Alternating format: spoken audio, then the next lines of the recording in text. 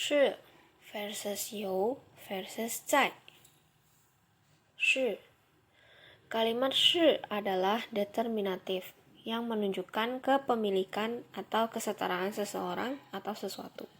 Contoh, 他是老师, dia adalah seorang guru.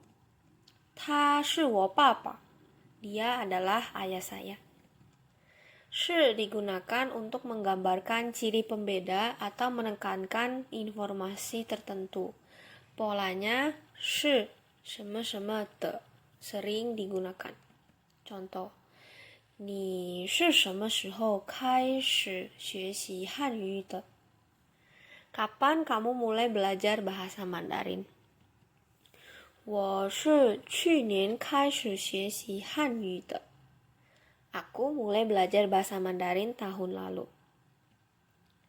Kalimat 是 bisa digunakan untuk mengindikasikan keberadaan sesuatu atau seseorang. Polanya, keterangan tempat ditambah 是 ditambah dengan kata benda atau frasa kata benda. Contoh, 公司前面是公园, di depan kantor adalah taman. 有 dapat digunakan untuk menyatakan kepemilikan. Polanya, subjek plus 有 plus objek. Contoh, 他有一个哥哥. Dia memiliki seorang kakak laki-laki. 你有时间吗? Apa kamu punya waktu?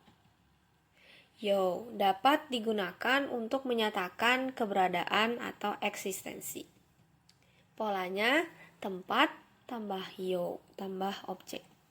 Contoh, 门口有2个人.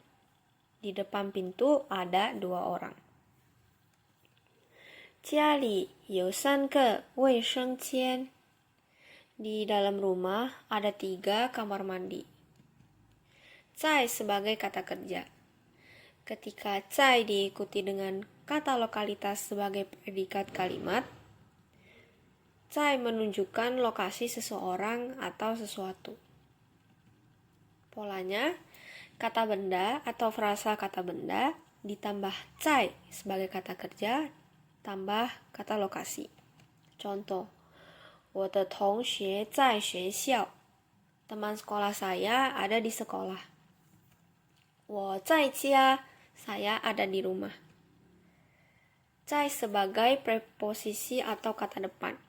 Digunakan sebelum kata lokalitas untuk memberitahu tempat di mana tindakan atau kebiasaan itu terjadi. Contoh, 我的同学在学校打篮球. Teman sekolah saya bermain basket di sekolah. 我在家看书. Saya baca buku di rumah. 在 sebagai preposisi atau kata depan. Digunakan menunjukkan suatu tindakan yang sedang berlangsung pada waktu tertentu. Polanya, 在什么什么呢? Contoh, 我在看书呢. Saya sedang membaca. 你在干什么呢? Apa yang sedang kamu lakukan?